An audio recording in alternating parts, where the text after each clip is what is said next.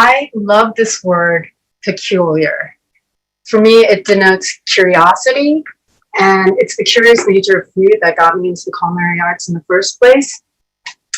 Since I grew up always pitting the standard American diet to the standard Korean diet, I always understood that peculiar is based on where you live, what your perspective is. So, for instance, when we used to do a road trip, my siblings and I would be fighting over the longest tentacles on the dried squid, because we used to carry that instead of potato chips on the way to the beach. So I know it sounds peculiar, but again, it depends on your perspective. So through the power of magic, I'm making some snacks that use some of the ingredients from the book. First, we're going to start with what looks like this inert piece of translucent disc.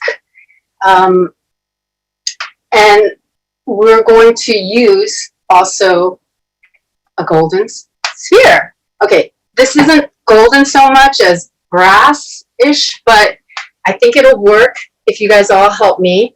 I'm going to slip this inert disc into this extract of the all-seeing puddle to imbue it with some magic powers. Okay, are you guys ready? All right.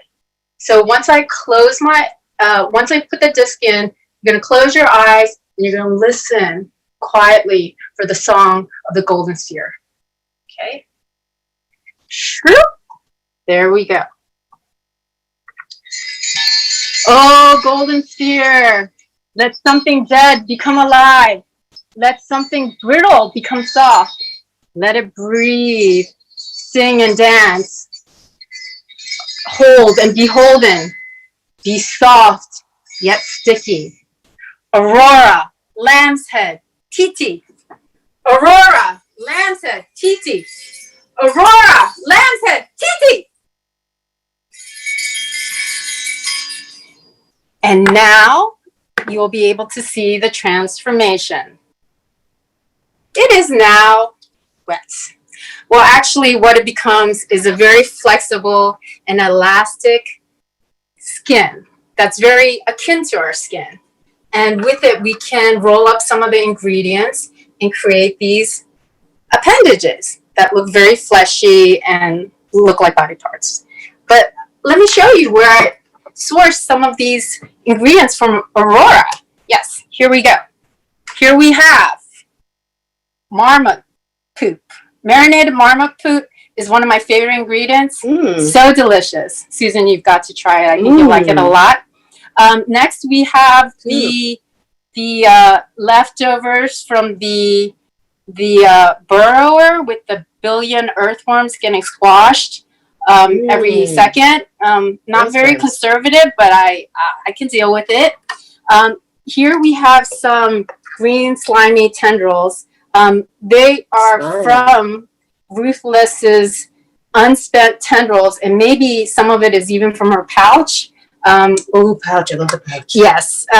We need to discover what's in the pouch, don't we? Then we have a little bit pared down Honey, I Shrunk the Kids version of the giant snails. Yep. Here we go with the escargot. And then here we have white and red blood cells. And because of their smell, which is pretty pungent, noxious, it reminds me of the character called Wretch. And lastly, because I am a little bit of a health nut, or I believe that actually food is probably one of the most strongest tools for transformation, we have just some straight up vegetables. This is a unique but pretty ubiquitous ground cover that grows everywhere. This is called purslane, and it has a crunchy texture. It also is a little bit slimy, but tastes like a lemon head. Slime again. Yes. All relative, food and a peculiar peril. Here we have a peculiar cucumber that's about as long as a thigh. Okay, check that out. And I sliced that up into crunchy little add-ons for the body of our appendages, right? And then lastly, we have some cabbage. So here we are. Gorgeous. The slimy innards of all the disparate ingredients from Aurora and from the book A Peculiar Peril. And if you'd like to know how to source those ingredients, you can go to my Instagram account, 13 Moons Food, to find out where I purchased them, the Whole Foods of Aurora, perhaps. Lastly, I wanted to say that since this book is for young adults, there was something about reading the book that made me feel like a 15-year-old tween. So I start to develop an appetite for destruction. So I want you to come with me into this very special situation where we're just gonna annihilate something.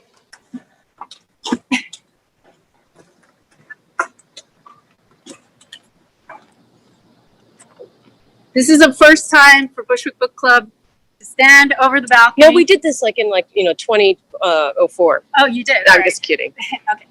So, thinking about that scene where one of the characters' body part blows up, gets exploded, and I think Jeff referred to it as like a really terrible food fight.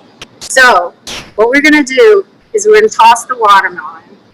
We're gonna thank the watermelon gods. We're gonna thank the sun, the stars, the vitamins that help this grow. We're gonna thank the farmers for making it, bringing it to us. Are you guys ready? Do you want to do the countdown? I think they're ready. Okay. 1, 2, 3.